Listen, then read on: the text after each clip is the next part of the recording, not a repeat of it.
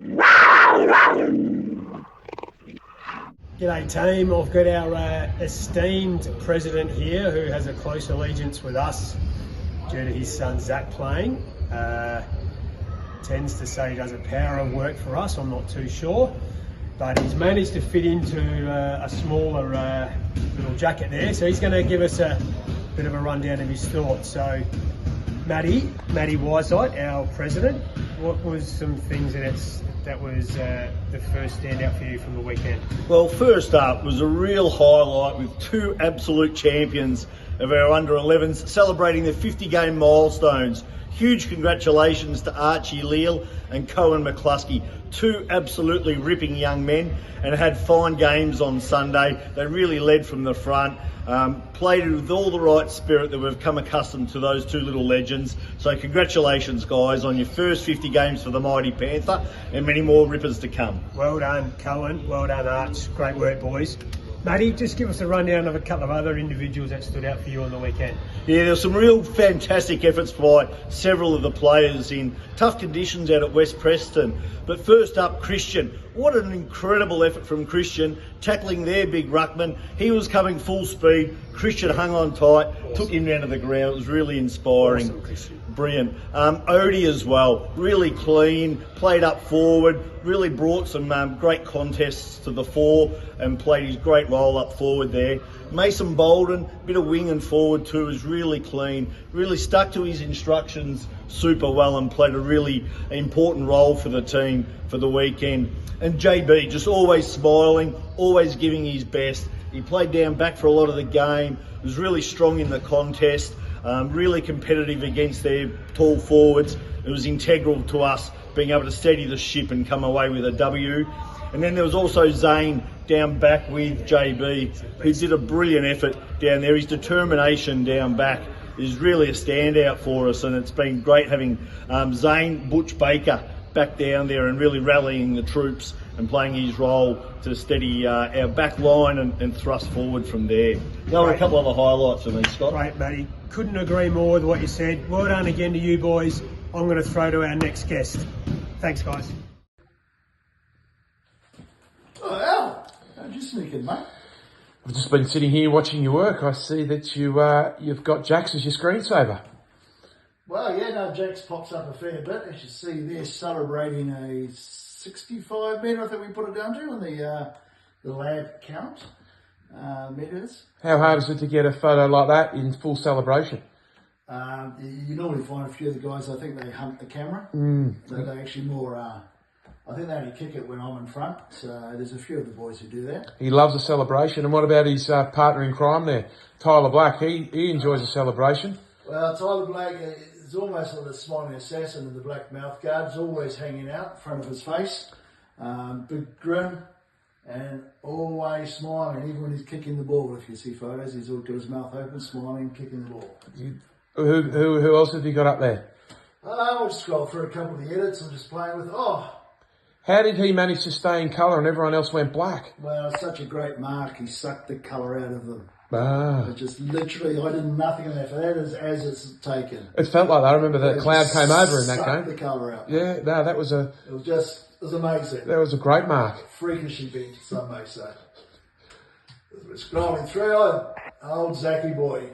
So do you superimpose his mouth guard to the side of his face, or is that natural? I think he's got a like a cyst or something. I think his mouth guard's clearly in his mouth. Yeah. Clear, but I think there's a cyst or a growth, so I think Man or Matt may need to see a doctor about that one, to be honest, because it's always there during the game to the side, so there must be something. And is it hard to do you, with those two boys, Mason and Zach, is there a few photos of them or just a couple of photos?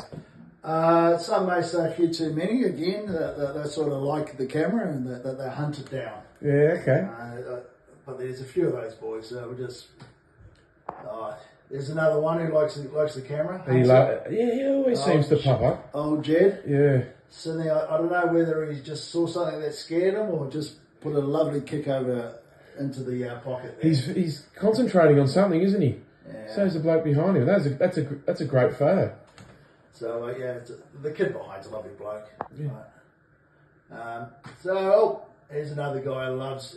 He's always seemed to be chasing the ball, this guy. So Marcus always seems the ball is in front of his eyes. Eyes always on that ball, running it down. There, that's a great photo. He looks very wet. Is that top the right size? You reckon it's a couple of sizes too big for him? It's good being ambitious and growing into it. Yeah. Right. He'll be able to wear that till he's under 16. He's hoping for his under 21 year to fill it out. And Maxi with a huge pack mark. So, well, he had a great game on the weekend. Did you have a few photos of him? Apparently he popped up in every one. I think he's just photobombed almost every photo. Well, I feel like he knew who to follow. So your Jeds and your Marcuses, he knew that the camera was on them, or they seemed to follow the camera. Yeah, it's back when we were younger. The old photo, walking past, the old photobombing camera. Max, serial photobomber. Have you ever thought about doing this with a Polaroid? Slight problem. I take about 1,000 photos, and the old roll camera takes 36 photos a time. So that's a lot of film. You'd lose them all. So we had a couple of players. Is that you got any more there, or is that just happens to be? What a great goal that was. There was a couple of players who were missing on the weekend with Miller away in Singapore and Thomas, who wasn't well. Do they usually get in front of the camera? I think mainly the great red mane of Miller gets in the camera. I think it's very rare when there isn't a flowing locks shot of him. Well, we definitely missed them both on the weekend, didn't we? And Thomas is definitely here, appears a fair bit, running down that ball. So how many photos do you have to sort through of a Sunday night? As I said, it's basically ranges between 800 and 1,200. Obviously, this week was a bit easier. We're winning because I normally stand at one end of the field. Yeah. So if the ball's up the other end of the field, I take nothing. And when we're losing, not as many. When the camera's next to me, a lot more. Beautiful. Well, we really appreciate it. We know the boys love looking at them on a Monday morning or a Sunday night, depending on what time they go to bed. So thanks for everything, Cam. Sweet as guys. Thank you. Over to you, Scott. Thanks, Al. G'day, Al. Scott. So we were going to have our runner from the weekend help us out tonight, but he's been stuck in rehab, massage, therapy, whatever else he does to get himself right. But Nick Mills, thanks for your efforts on the weekend. We will fill in the gaps. Al, give us a rundown for a couple of your favourites from the weekend. Yeah, thanks, Scott. A couple of my favourites for the weekend. Probably you can't go past Cooper's goal. We talk about being a good teammate, and all the boys really got around him. The big beating of the chest and all the boys rubbing all his follicles. The other one was Carter, speaking of follicles. He was hard to catch in the field. He played mid and back, and he really did test the West Preston side with his physicality. One, we talk about also listening to our coaches at three-quarter time, half-time before the game, and Jerry did that. He had a couple of moments where he was behind his player.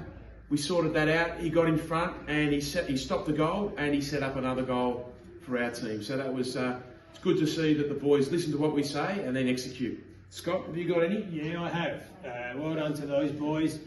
Tyler Regan, he was in the middle and forward for a lot of the day, and last quarter when we really needed to stand up, he got some really important footy, and I think he snagged a goal from 45 metres out with a torp. And the other two I want to mention is Tommy Downs, who keeps on his journey, keeps listening, super quick, hard at it, and he keeps getting better and better. And the other one was Huddy. Huddy's learning to stand his opponent in the back line. We were just reminding him of that in the last quarter, Huddy, weren't we, where you got stuck maybe in the forward goal square and you needed to be back, but we picked it out and we're there to help you, bud. You two boys keep going along as you are. But to all the players, well done again. A fantastic win. Thanks to our special guest tonight, and we'll throw over to our final summary in a minute. Thanks, team.